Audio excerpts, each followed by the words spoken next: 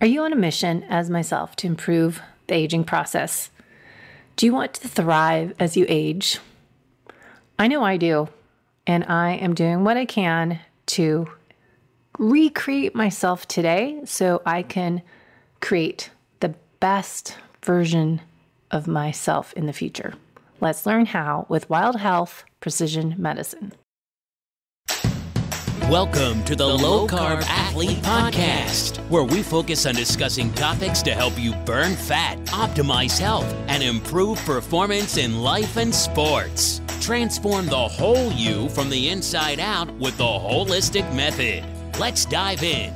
Here's your host, Debbie Potts. Hey guys, it's Debbie, and I just wanted to give you a quick little message from one of our sponsors, Element. It's spelled LMNT, but pronounced Element.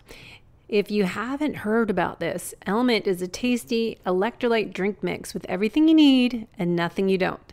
That means there's a lot of salt with no sugar, and it's formulated to help anyone with their electrolyte needs and is perfectly suited for those doing a keto, low carb, or paleo diet. And I think this is great for athletes, especially in the summertime and when you're training in warmer climates.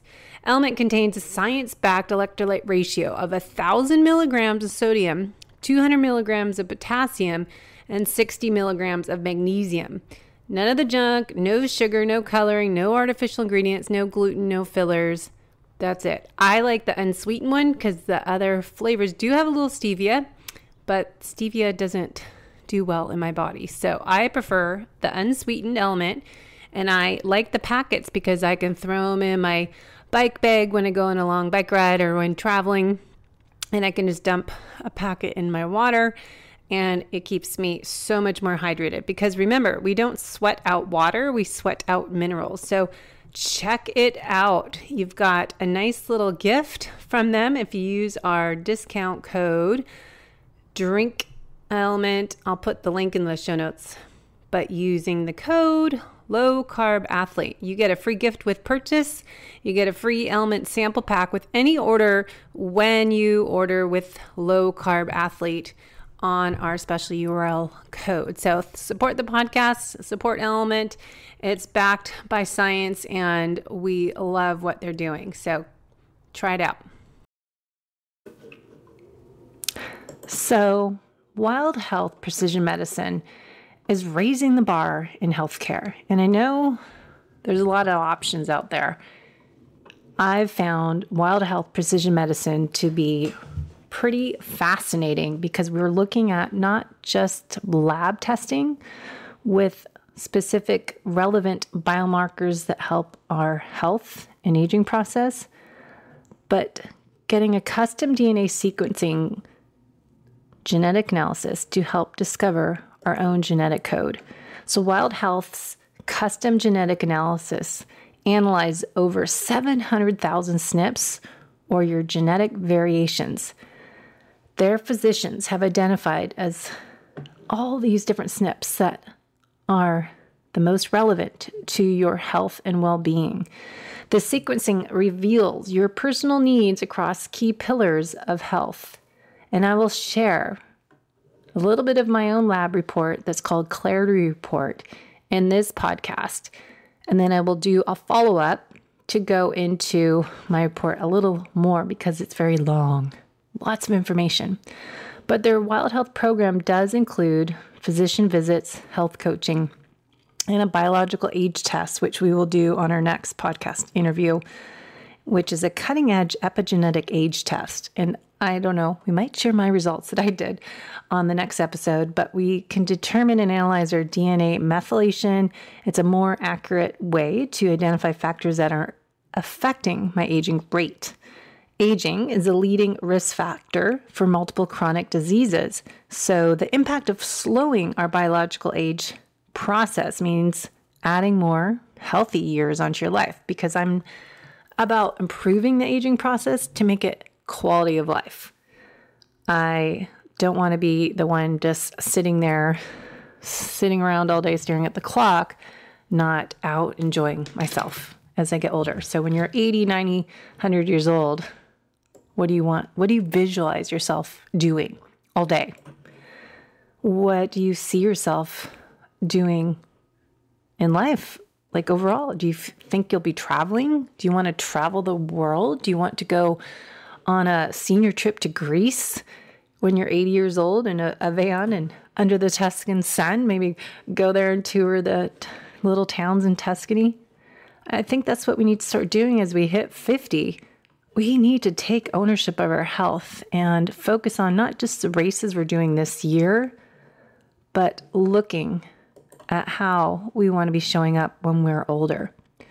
So the Wild Health Precision Medical, what is it called? Wild Health Precision Medicine, I'm saying it wrong, helps us discover our optimal health. It helps decode your DNA to unlock better health using nutrition and supplements, metabolism and training, help you understand the best training methods that impact our body, which workouts to do, how to facilitate muscle recovery, which I'm working on, and what you are sensitive to that are in certain supplements. Sleep, mindfulness, this is all what I look at when I do coaching with my method called the holistic method, that we need to look at the whole individual, the whole athlete from the inside out. So we want this personalization. We want a personalized health plan for optimal well-being.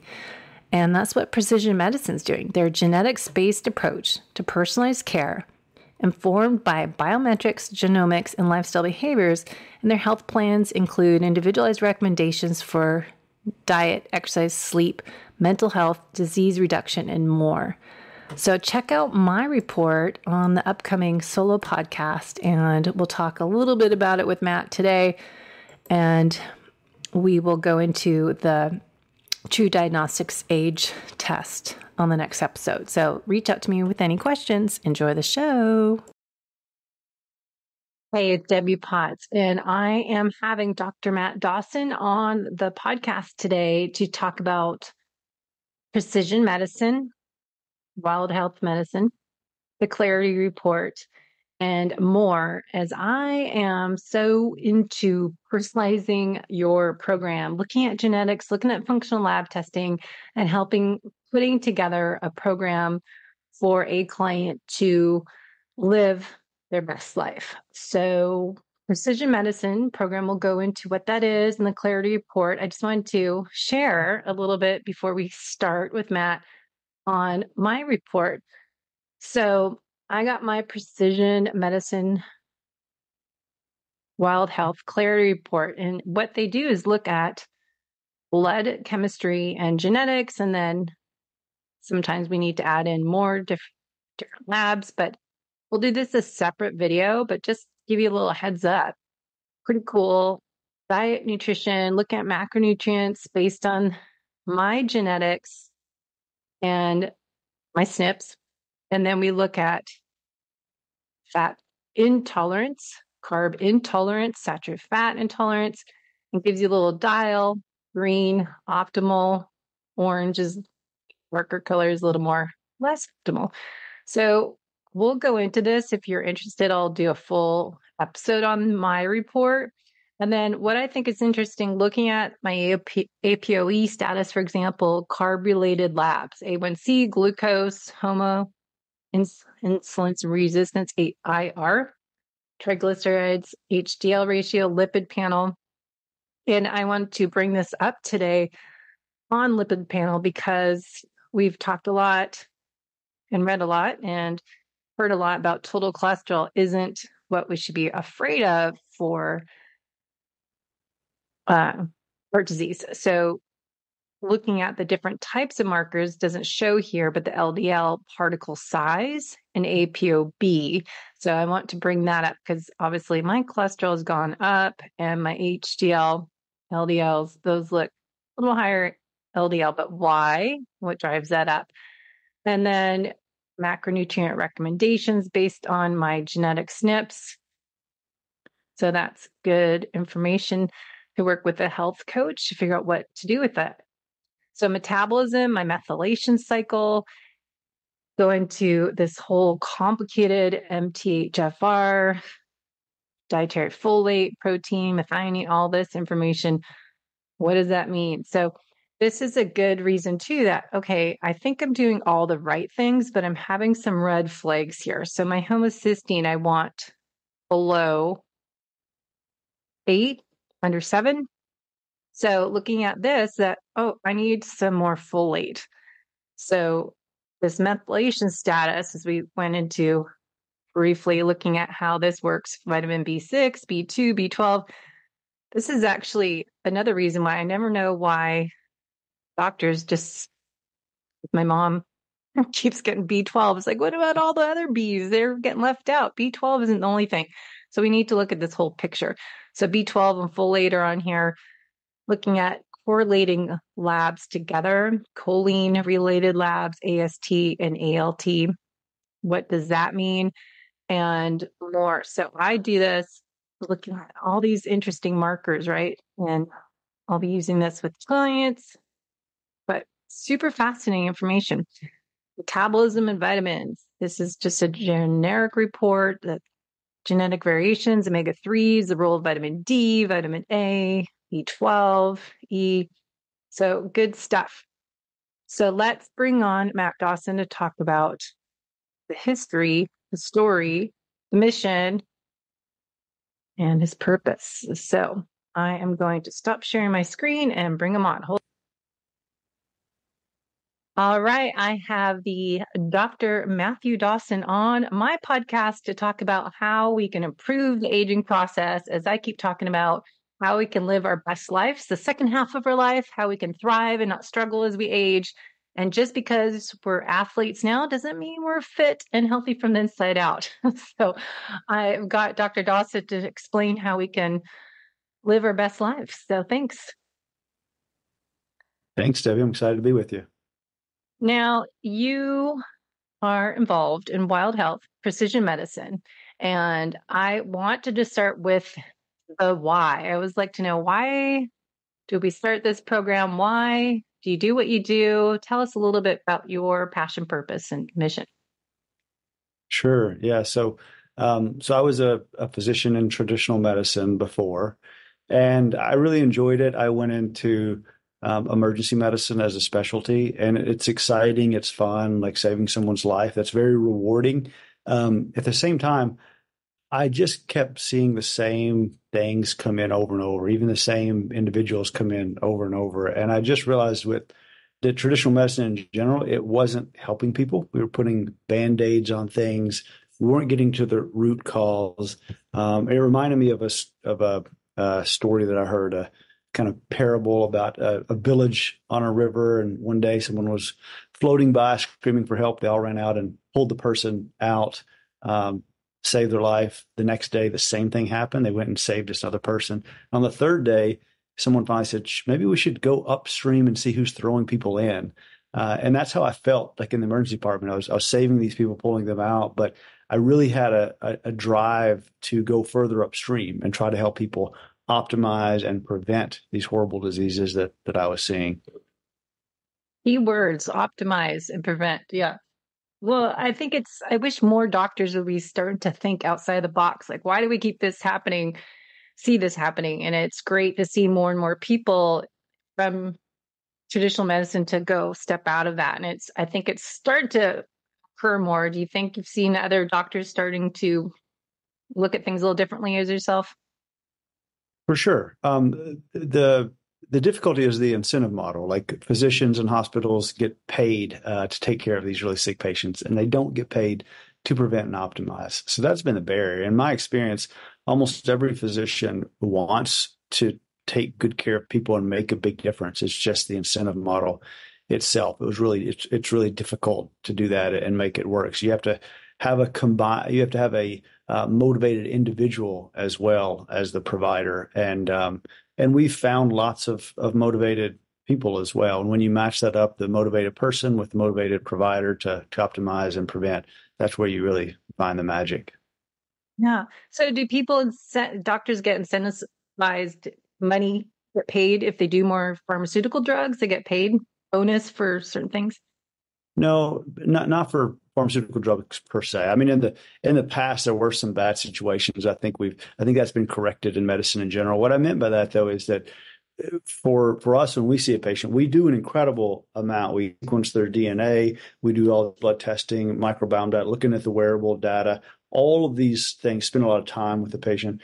And insurance doesn't pay for those things. Unless you have a disease and a diagnosis, most medical providers don't get paid to take care of that individual.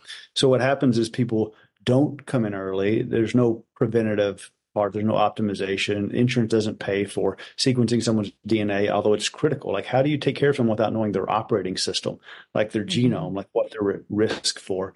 So just what providers get paid for, which is to put Band-Aids on things and treat these diagnoses.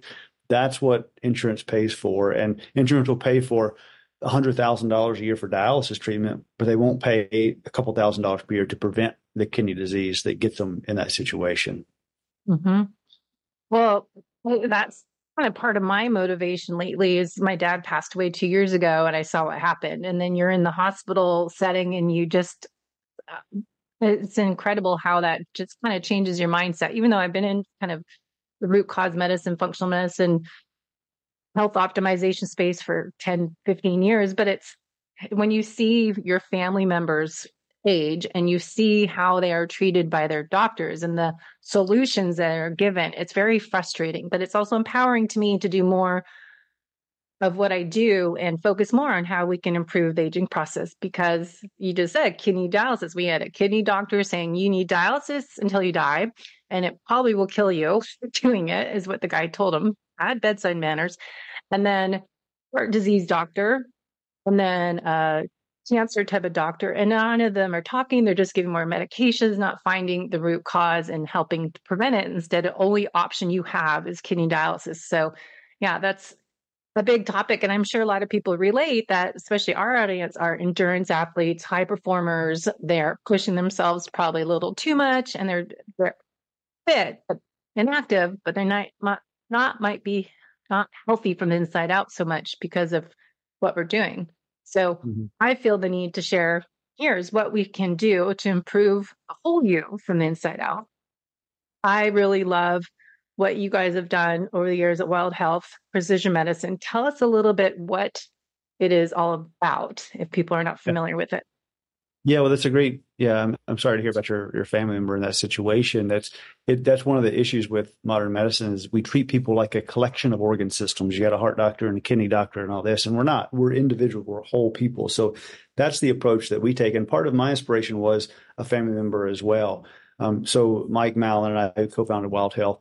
When we decided we wanted to go upstream, excuse me, we also saw a lot of emerging evidence around genomics and precision medicine. And finally, it looked like, based on the science, that we could finally do personalized medicine for the first time, really tailor a diet and exercise program and sleep according to someone's DNA in a real precision way.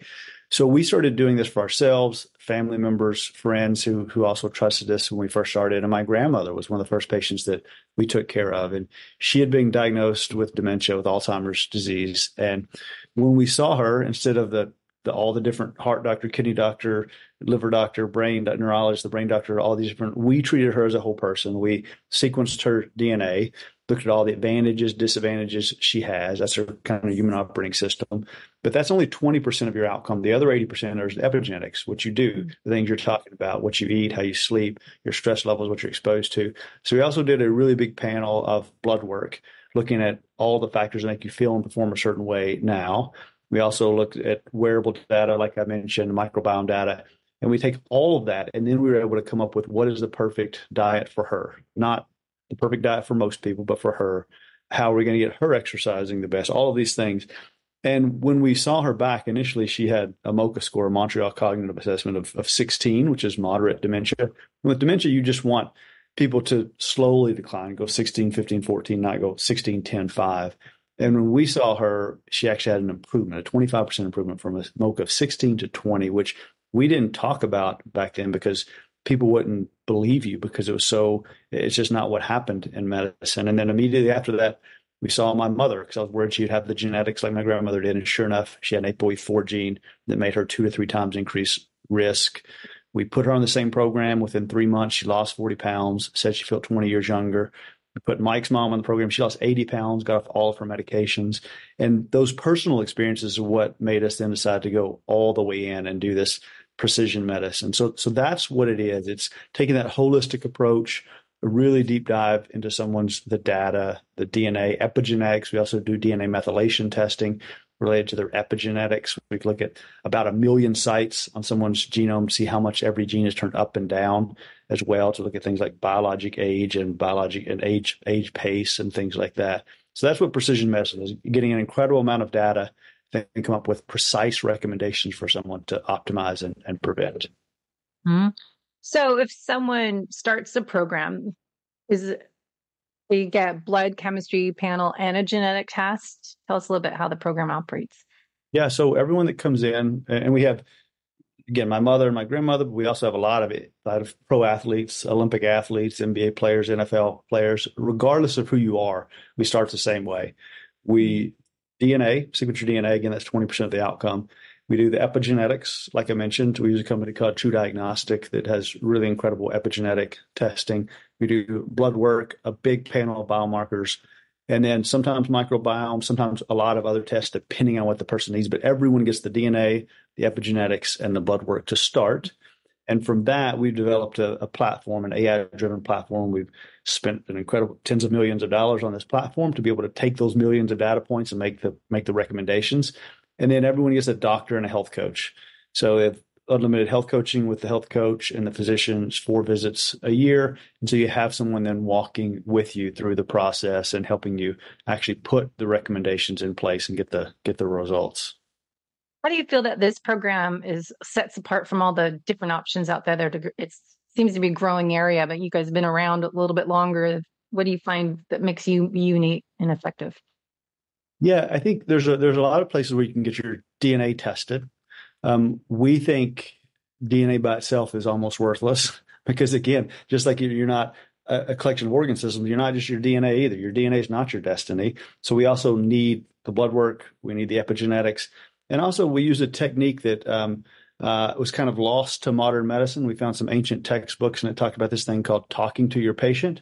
So we also have a relationship and ask questions about things that we can't measure in the blood work, like not only what do you eat, but who do you eat with, when do you eat, like what are your emotional needs, what are your spiritual beliefs, all of these things go into making a person. So we take a really deep science approach, but then also a very humanistic approach too, with the health coach and doctor and that relationship. We help people work through the issues of maybe why they're not putting the recommendations into place. What emotional barriers do they have that as well? So I think we take I don't know if anyone takes as deep of a science and kind of a humanistic, holistic approach as we do as well, because we just can't untwine the two. We think the two are so importantly linked together. Well, I agree with that for sure. But it's interesting. I bought metabolic testing portable kit to do fitness testing, which I'm doing a seminar for our Wild Health Precision Medicine group next Thursday. And awesome. How this information is so helpful that you get your resting metabolism, a report with all this information and the exercise test. Here's a report. But to me, it means nothing, same as a genetic report, if you don't have a coach to work with. What are you doing now? What's not working? What's working? What could you do? What are you interested in doing?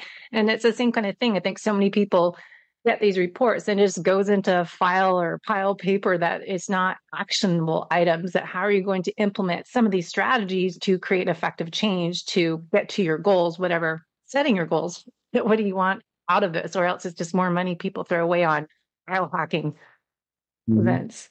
Yeah. And even in the recommendations, while gathering all this data, we're able to make more precision recommendations. It's more guided and precise.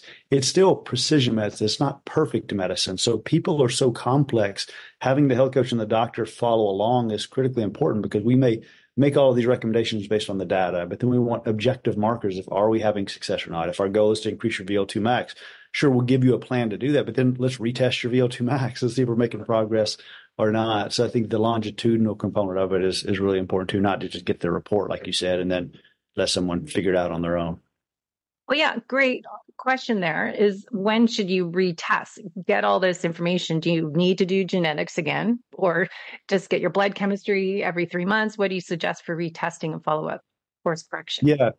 So it totally depends on the test, like you just kind of alluded to, and the goals of the person. So what I mean by that is, yeah, we'll never test your genetics again. They don't change. However, your epigenetics, how you're expressing those genes is changing constantly. So the true diagnostic test, for example, that we look at, the reason why I love that test is because I don't really care that much about biologic age tests. To me, if you're chronologically 40, if you're biologically 44, 36, I'm going to try to optimize you either way. But what I really like about true diagnostics reports are this PACE. It's a test developed by Duke that they put out that tells your pace of aging. And what I like about it is it's very sensitive to change, to intervention. So if someone has a hip surgery or gets in a car accident or gets pregnant, their pregnancy increases rate of aging by 20%, or get COVID, it increases when they get better, or they have the baby, your rate of aging comes back down. So what this allows us to do is do these N of 1 experiments to say, okay, if we want to change your diet or try this new supplement or do this certain thing, we're going to do that. But then we're going to recheck that pace of aging test in 3 to 6 months to see, are we having the effect that we want? And the reason why aging and pace of aging is important is age is the number one risk factor for every other chronic disease. So if I could have one metric, it would be that pace of aging to globally see how you're doing. The other tests, how often we repeat those, it depends. If it's a CRP and inflammation, that's a very acute phase thing. Like we could retest that in a week after making a change, reducing your gluten or dairy or something like that, retest it.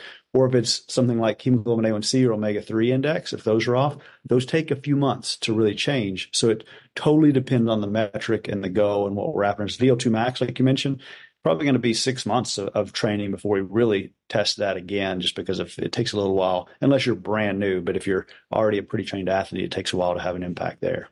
Mm-hmm. Yeah. And the other side of it too is you mentioned inflammation. I think chronic inflammation is a big area we should be aware of, especially for athletes. So I know you guys seem to work with a lot of CrossFit athletes and professional athletes, endurance athletes. What do you find with athletes, how they need to be a little bit aware of what they're doing, might be breaking themselves down a little bit, be more anabolic versus catabolic and increasing aging process, perhaps? Any red flags people need to look for? Yeah, with athletes, it's interesting. I'll give you a couple of examples that I think are illustrative. An athlete is a whole person just like everyone else. So we had an NBA player. He was a max contract guy. He came just not that long ago. And he actually came initially because his agent brought him because of mood issues throughout the season. He's really struggling with kind of some low-level depression, anxiety. And obviously, instead of, we're not going to jump to SSRIs or medications, we want to look at the whole picture, and found some really interesting things with his DNA and his lifestyle. So what he was doing was the same thing as the rest of his teammates. He would drink a bunch of Red Bull and caffeine and other drinks right before a game, because we've known for decades that caffeine is an ergogenic aid. It makes you perform better. But in those studies where it shows caffeine is an ergogenic aid, it's actually an ergogenic aid. It makes you perform better for about 80% of people. So not everyone. So when you break that down by how fast, whether you're a fast or slow caffeine metabolizer, it makes the fast metabolizers perform better. It actually hurts the performance of the slow metabolizers. There's really good studies on 10K time trials and cycling and other athletics as well. Well, it turns out he's a slow metabolizer. So he's hurting himself by doing this. He also has a SNP, an ADORA2A polymorphism in his DNA that makes caffeine have more of a negative effect on his sleep. So the combination of that slow metabolizing, hurting his performance in the game, and then hurting his sleep meant that he was not getting to sleep till 3 or 4 in the morning, getting up just in time for shoot around, this vicious cycle that he was in that was leading to this lower performance and this mood issues. And we just then fixed his lifestyle to his genetics, and he excelled. He had an incredible year. Was in talks to win MVP that year. This was actually a couple of years ago. And it's, again, taking that whole person into account is critically important. You mentioned chronic inflammation too. So I'll tell you anecdotally, one thing that we've seen, I think the literature backs this up as well. With athletes, we think of their performance and just kind of in the season and go. That does lead to a lot of chronic inflammation. One of the things that we've noted, and pretty much everyone that's over 40 will do a cardiac CT scan of their heart called a Clearly scan. It's an AI scan to look at their blood vessels. And we find a lot of calcium deposits and a lot of these real kind of issues that are going to lead to heart attack and stroke and other things in the future because of that extreme kind of low-level chronic inflammation always ongoing from these athletes and not taking the time and not eating a proper diet. Like we know with athletes, there's kind of a saying, like if the furnace is hot enough, you can burn anything. And I think a lot of athletes think they can just consume anything and everything. And they kind of can to a certain degree, and it doesn't necessarily kill their performance, but it's really setting them up for negative issues in the future. And it probably is hurting their performance as well. So with our athletes, we really try to help them think about themselves 30 and 40 years from now, not just their performance over the next season. Yeah, that's exactly what I've been trying to say is what are you doing now? So when you're 70, 80, 90 years old, 100 years old, because I think especially my background is Ironman triathlons and marathons, a 50K run. And my personal mission started 2013 when I got adrenal exhaustion. And I wondered, okay, why do I get this burnout and breakdown? And other friends are doing multiple Ironmans a year. We do Ironman World Championship, and I'm the one getting busted and they get away with it.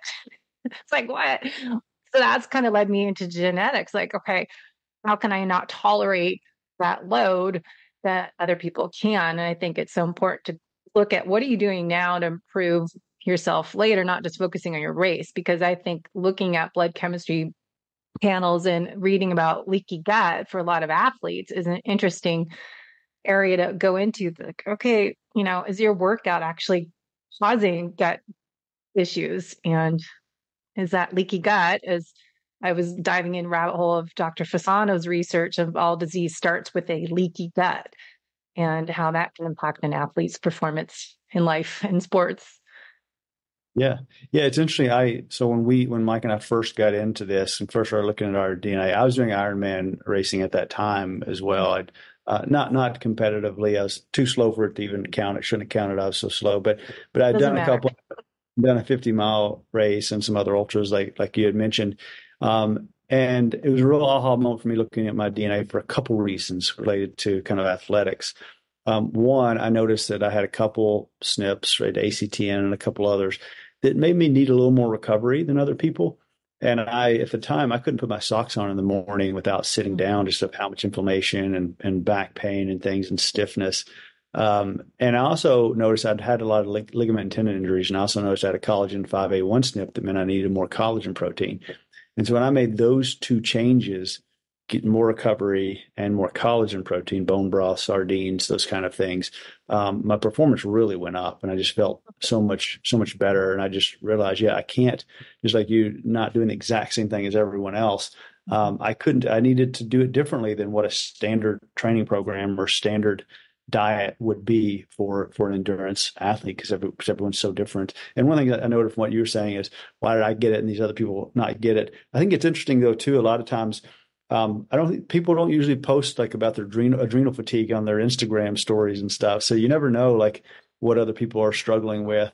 We know ours, but not other people. So I think it's probably more common, at least in my experience, than a lot of people think for endurance athletes.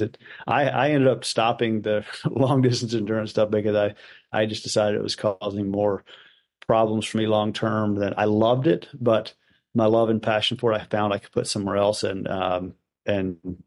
long term, for me at least, it ended up not being something that I wanted to do forever. Yeah, I mean, Ben Greenfield's a good example of that. If you've known him for a long time, that you see Ben was big into early on bodybuilding, but he was big into Ironman type of long distance triathlons, and then switched to Spartan races and those type of obstacle races.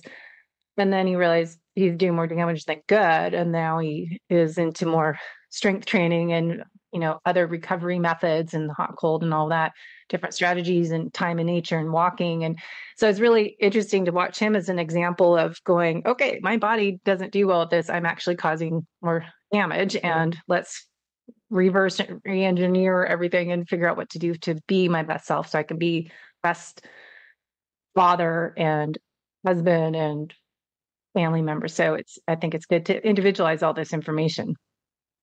Yeah, for sure. I just saw Ben a few days ago. We were together at a conference in LA, and we're similar age, and I think we've been on a similar trajectory of hard charging forever, and then maybe family and slowing down a little bit is important as well. Yeah. So with that, I know, looking at biometrics, you were talking about measuring what type of devices do you guys like to have clients use to help coach them better? Yeah, so we're pretty device agnostic because we feel like we can get information from just about anything. Our patients and clients a lot of times wear Whoop or Ring, Apple Watch, any of those. The way we've built our technology is to be able to ingest kind of anything that Apple Health and Google Health pull in to as well. So that's pretty much any device. So we like all of those. We do. If there's one thing we can really measure and get data on, it comes from a wearable standpoint, it's something around sleep to really optimize and quantify sleep, and then also kind of HRV and recovery the morning after. The fact that pretty much everything does that, whether we're talking about the Aura, Whoop, or Apple Watch, means that we can be pretty agnostic. We used to have clear preferences around which one, but they've all gotten quite a bit better. Like it used to, I really liked the Aura for sleep and wasn't happy with Apple Watch and Whoop's sleep data, but now they're actually pretty good. They're all pretty good. Other things like CGMs, continuous glucose monitors, we use those quite a bit with patients as well. But I think those are the big ones that we like to use. Do you find them as accurate though? You're not wearing a chest strap. So when you are doing, I use Aura. I think it also comes down to, I have a Garmin, but I'm not going to wear this to bed. I don't want to Whoop, wristbands. I always find that with clients is, what do you feel comfortable? I have some people that don't like either. But wearing a chest strap seems to be the most accurate data when you are testing someone's actual heart rate variability. If you can't go to a lab and get electrodes to your head, but what do you think for sleep, deep sleep and REM and heart rate variability? Do you think that they're pretty accurate or just consistent because they're all reading it with the red light back of your wrist or ring? Yeah, so you're certainly going to get a more accurate HRV measurement with a chest strap, but I find them to be good enough directionally. And the exact number that someone gets isn't as important to me as it is like they're using a consistent device to measure it over time so we can see the kind of directionality. Mm-hmm. I think it's ease of use and what someone is going to do every day is a little more important to me than getting the number exactly right. So because of that, and yeah, you have someone wear an Aura and a Whoop and an Apple Watch all the same night, you're going to get different measurements because they also use different algorithms to calculate it as well. So it is important to stay with the same one once you find a form factor that you like. I preferred the Aura Ring in the past, just like you said, at sleep, it seemed easier to sleep. But now I'm using an Apple Watch more just because some technologies that we're creating that has to do with the Apple Watch, and I actually sleep with it fine. I didn't think I would after a night or two. I got used to it. I'm laughing because I'm thinking some people do all of the above, right? So we're reaching those high performers that are overachievers. They'll go to bed with Whoop, Garmin and Apple and Aura, and then because I'll get them all my training peaks and like, okay, do we really need all that data? What is the right amount for someone to get the data baseline? Yeah. Well, it's funny. Sometimes I wonder if they're just doing that so they can pick the one that they like the best from the morning, which measurement they like the best too. Have you been using heart rate variability at all to correlate with gut health and inflammation in the body? Do you ever get into that science side of it? Doing that? Well, I think it's a great overall marker. And because we probably don't have perfect markers for gut inflammation per se, especially in a wearable manner, it probably is a good surrogate. I don't know the research that you're talking about, but yeah, but I certainly have seen how certain foods and things that normally would lead to inflammation problems certainly decrease HRV and recovery scores. So I could see how there could be a connection there. But if there's some specific data and studies that you're referring, I'm not super familiar with those. I don't know specific. I've just started diving into that, listening to people talk about the gut-brain connection. And I was researching myself, like, okay, is there some way we can use that data? People that I see that have more gut inflammation, inflammatory bowel disease or something, if their heart rate variability is consistently pretty low, and what to increase it, if you're trying all the lifestyle habits as just another rabbit hole, can we connect the dots here and put the quality of your microbiome status, health status in there with heart rate variability of the connection of the vagal nerve? It's just fascinating. Yeah. It's a rabbit hole. Yeah, well, I think the fact that HRV is a good integrator of so many other things, and gut inflammation affects so many things, I think it could be an interesting surrogate. I just haven't seen the that's studied. And I'm not sure how you design the study exactly, but I think it's an interesting concept that you're onto something there. I get down these rabbit holes lately. It's like, wait, what? Because I was, looking at everyone's data and as a health coach and practitioner. So, okay. So I have a question on lipids and looking at cardiovascular health. Dr. Peter Attia obviously is making a big influence in the world as Huberman and Dr. Rhonda Patrick, and really looking at what should we be testing for, say, lipids and other markers that we want to look at for cardiovascular health, maybe some red flags and being preventative side. So does precision medicine, your program, look at that area of health? And you can pull up my report too if you want an example. Sure. So when it comes to lipids in general, so it's probably important to take a step back of why do we care? We care because it is fairly well associated with cardiovascular disease and risk, stroke, dementia, things like that. The quote unquote bad cholesterol that people talk about, like so your LDLP or your ApoB, LP(a), the more of those you have floating around in your bloodstream, the higher risk you are for cardiovascular disease. Now, that doesn't mean that you have to take those to zero and really crush those down, because to have cardiovascular disease, to have one of these events, you need a few things happening. You need inflammation going around. You need those cholesterol particles. You need endothelial dysfunction and damage. You got to have all three of those. So I have patients. I have one lady. She's in her late 60s. LP(a) through the roof, and it has been since we've been seeing her. Yet when we do her clearly scan, she's got no plaque, a perfect scan. And that's because she does so well with her diet, and she runs 4 miles a day. She's really great with the lifestyle things. So she can tolerate those higher bad cholesterol markers, the LP(a), the ApoB, and those things. Whereas we have other people who have tons of inflammation, horrible diet, all these other factors, and their cholesterol is not through the roof, and they have plaque buildup. So by itself, it's not definitely going to lead to bad outcomes. However, those ApoB, LP(a), the lower we get those, the lower we know your overall chances are. So the way that we approach this is look at those metrics. If they're optimal, if you have a really low ApoB, for example, great, we're good. If it's elevated, then we think, what are we going to do about it? We then see, what are your other risk factors? We do a clearly scan, for example. Perfect scan, maybe we just watch it and we try lifestyle and diet interventions to try to bring it down over time slowly. Or if you have significant disease already, we know, okay, this is not only could cause a problem, it is causing a problem, so we need to do something about it. So we may try intensive lifestyle interventions, or we may go to medications. Like, we're not afraid to do that if we need to. We're usually stopping more medications than we're starting, but if we need to start one, we will. And that's where the genomics come in. We can run specific tests to look at which medications may be better for you. Mike, when we first started doing this was one of the big aha moments for us as well. He had cholesterol kind of through the roof, really elevated cholesterol. And this was before we had sequenced his DNA. His doctor put him on a statin. We were worried that he would have muscle breakdown or myopathy from it. Sure enough, he did. He didn't tolerate it.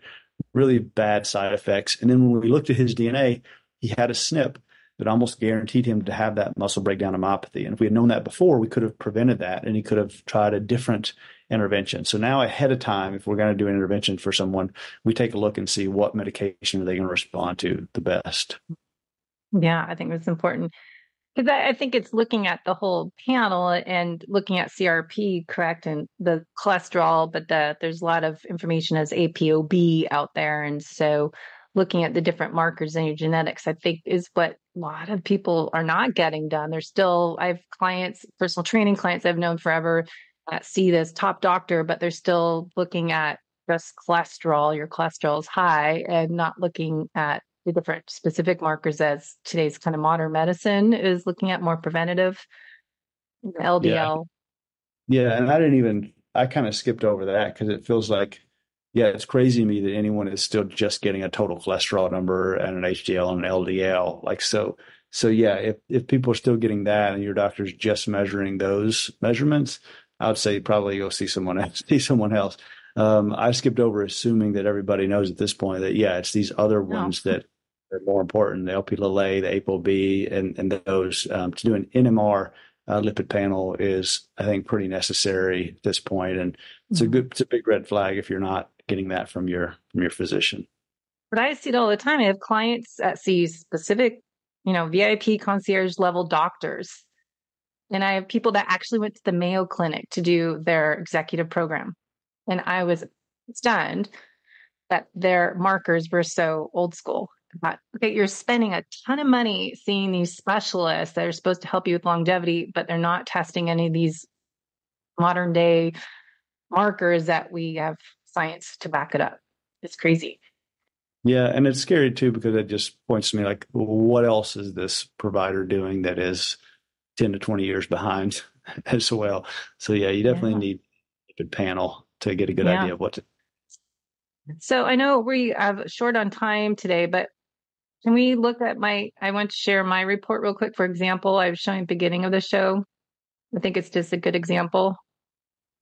Yeah. I just think this is a powerful part of the report, is how you guys look at my personalized report. And you had me do blood work, and then we did the genetics, and then we're doing the true diagnostic age. I talked to them tomorrow, actually, so we'll do a follow-up with them.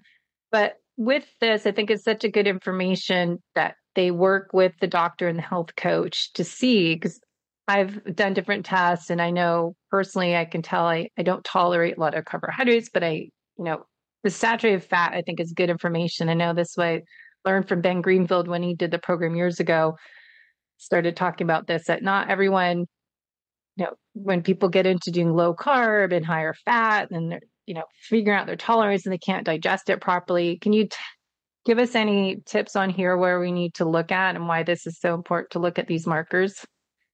Yeah, for sure. And it's very rare that it's just one gene that has an effect or an outcome that we need to worry about and do something. So what you see here is these are called polygenic risk scores. So we look at a lot of different genes to then determine how you're going to process, and if you have certain intolerances around saturated fats or carbs. And you're kind of right in the middle everywhere, which is nice. So what I see from that then is we can talk about your specific goals and your lab markers as well. So with your saturated fat intolerance being kind of right there in the middle, then we can look down and see carb and lipid related. So like carbs, you didn't have like a ton of specific carb sensitivities, but your A1C is 5.7. So we could certainly make that, push that a little lower you're not in a dangerous area, but over time, having that lower and having better insulin sensitivity would be great. So we probably would talk about refined carbohydrates and reducing those. And then with your lipid panel, you're just seeing the big ones here. Further down in blood work, see ApoB and LP(a) and things like that. But I'm assuming with your LDL where it is, when we looked at ApoB and LP(a), there probably would be some room for lowering those. So we may talk about different types of fats as well. So we put this. We want the genetics and the lab work to kind of be together there so that we can make these complex decisions. We never make decisions just based on labs or just based on blood work. And then we get more specific as well, not only about kind of food categories, but are there certain kryptonite foods? Are there certain superfoods? So for me, and I'm not sure what yours are because I hadn't seen your report before, but for me, I have an SH2B3. So it means wheat and gluten is one of my kryptonite. Which report is that? I know I have that too. I'll scroll down. I saw it. You just scrolled over it. So you up at the very top go a little higher. Yeah, so your SHB23 is in the box right below that. Down a little more. The box that's got kind of the written stuff. There you go. So you have two risk for SHB23. So that means you may not have celiac disease, but you are going to have a little more inflammation from wheat and gluten. So we would probably stay away from that as much as possible. Just below that, I see that you're a fast caffeine metabolizer. So we talked about earlier, caffeine, whether it's going to hurt or help your athletic performance, it probably will help yours because of that fast metabolizing. And so we get very specific about things like wheat and gluten, caffeine. You may have an MCM6 polymorphism related to dairy that makes that more inflammatory for you as well. So we get specific. I'm looking right now. There you go. I can see your collagen 5A1, which looks good. So different than me, you probably don't need a lot more collagen protein like I do. And I'm looking at this list here of specific SNPs, and looks like you probably have one risk allele for BCMO1, so you may need a little more vitamin A, for example. And then it looks like you may have a FADS2 polymorphism, so you need more active form of the omega-3, so more fish or potentially fish oil, again, depending on what your omega-3 level is. So it's what is your genetics for it, and then what is the actual blood level? Because I have a FADS2 polymorphism, but I don't take any fish oil supplement because I eat, the only thing I've had today so far is 2 cans of sardines to eat. Like I eat an incredible amount of sardines. So I eat so much of it in my food that I don't need the supplement. So we don't jump straight to a supplement based on genetics either. It's what do you eat and what is your blood work. It all kind of flows together to help patients. What do you find with the athletes though? I was looking this up too. My other rabbit hole lately was oxidative stress on the athlete when they're doing excessive training, overtraining under recovery. They're doing the long distance stuff. It seems like there's higher oxidative stress on the body and how that might show up in the recovery and repair part of the reporting. Yep, for sure. So there's a exercise and kind of athletic performance part of this too. And in that, it tells us kind of in general how much recovery someone needs. And looks like for you, as far as recovery, you're a little bit slower on the recovery side than most people. So we just would probably your total volume throughout the week would probably have a little lower than someone else's who is more on the right side of that bar graph there.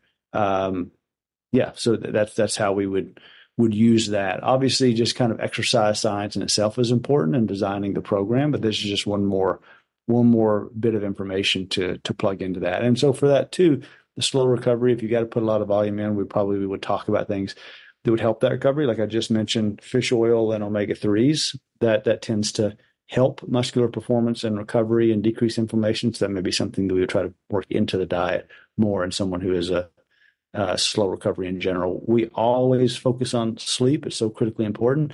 But for someone who's a little bit of a more slow recoverer, sleep will be that much more important that we nail that.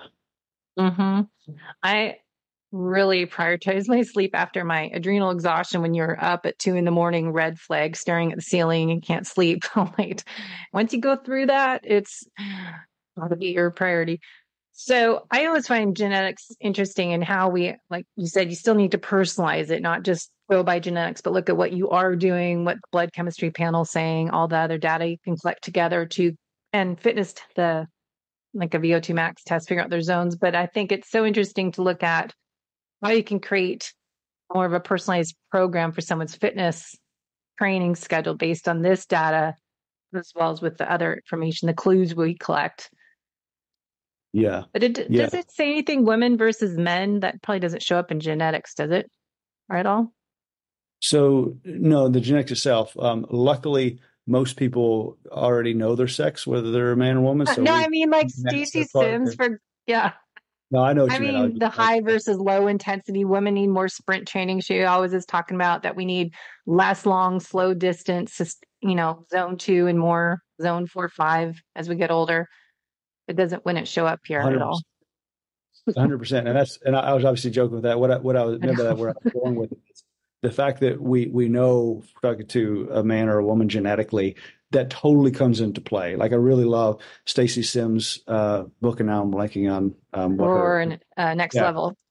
Yeah, those are great, and so all our providers usually read those, and so how we design a program for a man or woman is going to be different, just because we are different.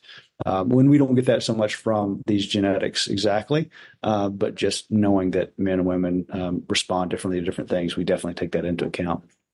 That's why I love adding in metabolism and exercise tests that I do. So you can see when we do the raw data of people's heart zones and their breathing frequencies and the carb versus fat usage, you can really identify what you're not doing enough of and where you need to improve, and put that with this. I think it's pretty fascinating, especially females versus men. I can see more so. And then I was asking Dr. Stacy Sims' team of, when to do metabolic testing, and then what do you eat beforehand or not eat? And then test out if I do eat, because she always says you burn more fat for women versus men. And going into the fasted or fed exercise, you can kind of test all that on there. But it'd be, I think, important part to put all this together.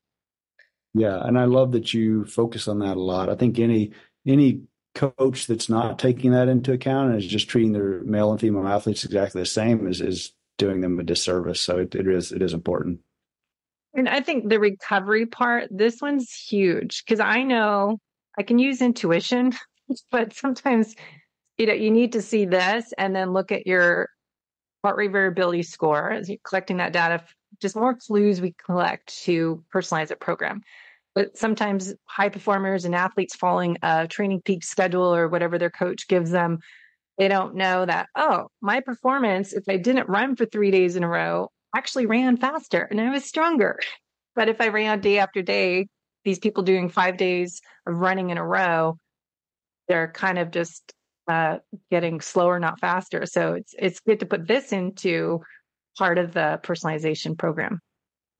Yeah, and what I'm really excited about, so we've developed something now. We haven't released it in public yet, but I'm using it, and we will release it to our clients first, probably within the next 2 or 3 months. Is we've taken all of this IP, everything that we have around DNA, genetics, all that, and built it on an LLM or large language model like ChatGPT. So just like right now, you can go to ChatGPT and say, "Hey, make me a program, a 7-day or a 1 month or 6 month training program." We've built this to where I interact with it and say, "Build me a program." But it takes into account my genetics, my blood work, what my goal is, my HRV recovery. So like I'll have it do a program for me. Recently I was sick, not feeling great, but I really wanted to work out and do something I just need to for my mental health. And so I just asked it, "Hey, give me something to do for the next several days." It didn't note it. My HRV was in the toilet, my resting heart rate was up, my temperature up a little bit. And so it gave me something to do, but it was something not stressful at all. And it was much smarter than I am, because I would just kind of just crush myself and go anyway. But being able to have all of this on a large language model that you can interact with constantly and ask, like, what should I have for my next meal, or design a 7-day program for me. I'm really excited about that. We'll be releasing that in the near future. And I think it's so exciting to me too, because of the cost to be able to get this at a much lower cost that's affordable for most people when you don't have all the physician and health coaching time built into it. Yeah. Well, I just wanted to share all this, the report. I'll do a separate podcast, but I think it's interesting how you guys will explain as the genetics, what they are, and then you can look at the labs that correlate with that data. The sleep, I mean, I call it the holistic method that I look at their sleep and their stress management, their movement throughout the day, the gut health, digestion, hydration, happiness. All that is important. But I think this would actually be a good solo podcast itself. Just I want to dive into sleep and looking at what you can do to improve sleep and individualize that, because as we say, sleep is essential to all the other areas. Yeah, for sure. Yeah. Great data. And it just makes a big difference in everything if you optimize the sleep. So I'll do a separate show, but this is page 20 of 46. There's a lot of pages you guys would want to go through and get those reports. So how do people get started in the precision medicine program if they want to get this kind of report? Yeah, everything is just at wildhealth.com. That's where someone could sign up for the program. We also have a podcast, Wild Health Podcast, and a fellowship training program. I think it's all at wildhealth.com as well. Everything about us and what we're doing is there. And yeah, it's been incredibly fun talking to you, Debbie. Hopefully, we'll be able to share some clients. And I'm excited about your upcoming review with our team as well. That sounds exciting. Yeah. I'm in the fellowship program. We are halfway. It's April, so we go through June. So it's a 6-month program. So people can ask me about that.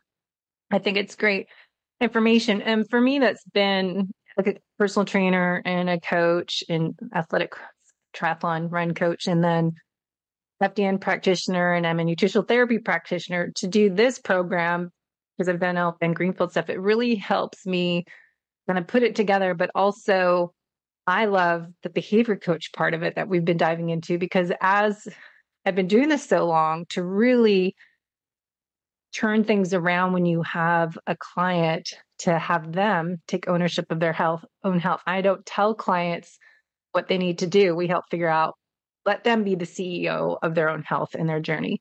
And I'm just guiding them down that way. So it's pretty exciting to me to go, oh my gosh, that totally makes sense. It's more effective for sure. Yeah, awesome. So I will put all the links in the show notes. We will be doing the True Age Diagnostics podcast and explaining that other test that goes with the Wild Health program. And we'll look out for all the new information coming out from you guys in the next year. So thanks for doing what you're doing. Thank you. It's great talking to you.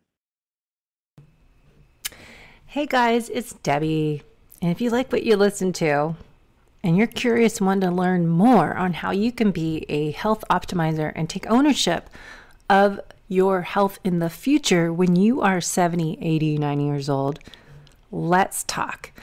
Head to debbiepotts.net and set up a free discovery call with me to learn more about my personalized coaching packages as my health investigation package or my VIP package, where we dive into a program together for 6 months to help learn what you can do to be the best version of yourself.